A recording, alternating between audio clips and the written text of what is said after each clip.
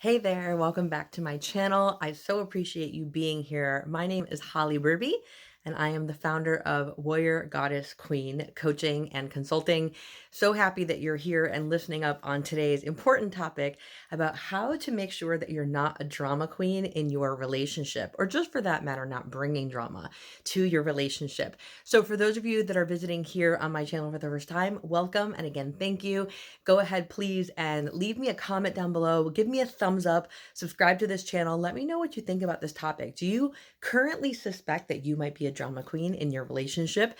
What have you done about it in the past that's maybe worked out for you? And what are some things that maybe you still catch yourself doing and they're perpetuating a situation that's not so hot in your relationship? For those of you that have not met me before, like I said, my name is Holly Burby, and I'm a relationship coach for the ambitious career woman who fears that she might rock the boat in her committed partnership. And instead, she wants to feel confident, fully self-expressed, and herself in that relationship instead.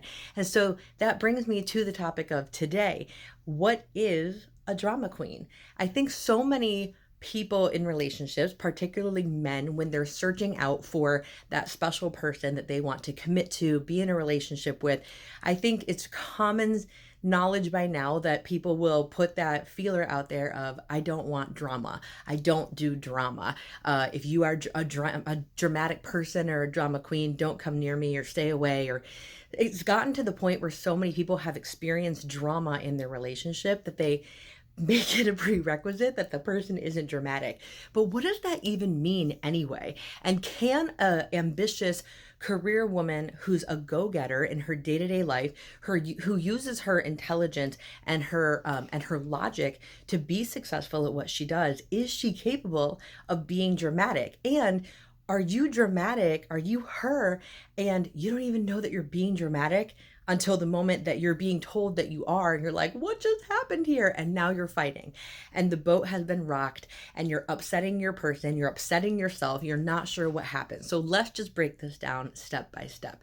So when it comes to drama, I think it's fair to say, or my assertion is that drama is when a person is experiencing chaos in a situation. So drama could be the Housewives shows over on Bravo, where there is yelling and there's fighting and people are throwing things at each other and flipping tables. Drama can be something that is physical. It can be physical fighting, cat fighting. Drama can be yelling at each other. In your relationship, how does drama show up? Drama can show up as being all of those things I just said. It could show up as throwing things, screaming, yelling insults at each other, calling each other names, bringing up the past and using it as a weapon instead of something that could be a point of discussion. Drama can also show up more subtly as well. Drama can be something as simple as you get into an argument or a disagreement with your significant other, and then you stop talking to one another.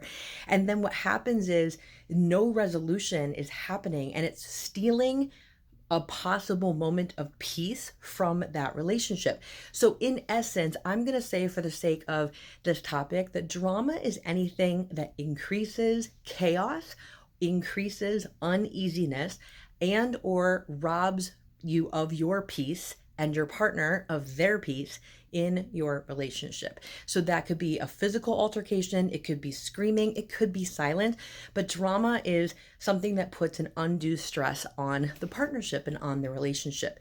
So those are some really obvious examples of how any person can bring drama to a relationship. And of course, if you've ever been that person in the relationship that generates it, or you've been in a relationship where you've been on the receiving end of it, I'm sure you come to the conclusion by now that A, we don't like it, and B, we're too old for that, so stop, right? Like, we don't want it anymore. So of course, in our partnerships and even in our single life or dating life, we put out the feelers of like, no drama, I don't want any drama. So when you are in this loving, committed partnership, and then suddenly you have this feeling of, am I rocking the boat? Did I do something wrong? I'm not really sure. How do you know if you're being dramatic? And in this particular instance, what can happen is the uneasiness can ensue by one very simple mistake. And for a person, and I'm saying a person and not woman specifically, drama can also come through language. It can come through in how much we talk and in how much we speak. And sometimes what happens is in the process of attempting to come to a resolution, when you and your partner are having a problem or an altercation, what happens is the feminine energy, whether that's showing up in the man in the relationship, a woman in the relationship. For this example, I'm going to say it's showing up in the woman, right? So this very like logical, pragmatic, successful, brilliant woman is now in this argument, and she is now explaining to her partner in great detail, in many, many, many, many, many, many words that go on and on and on and on and on and on and on, what is wrong.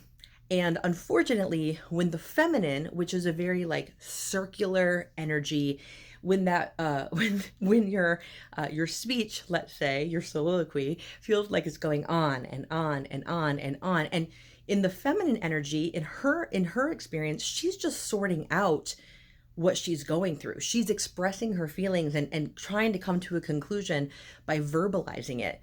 Now, to the masculine energy, and again, the masculine energy could be a man in the relationship, it could be a woman in the relationship.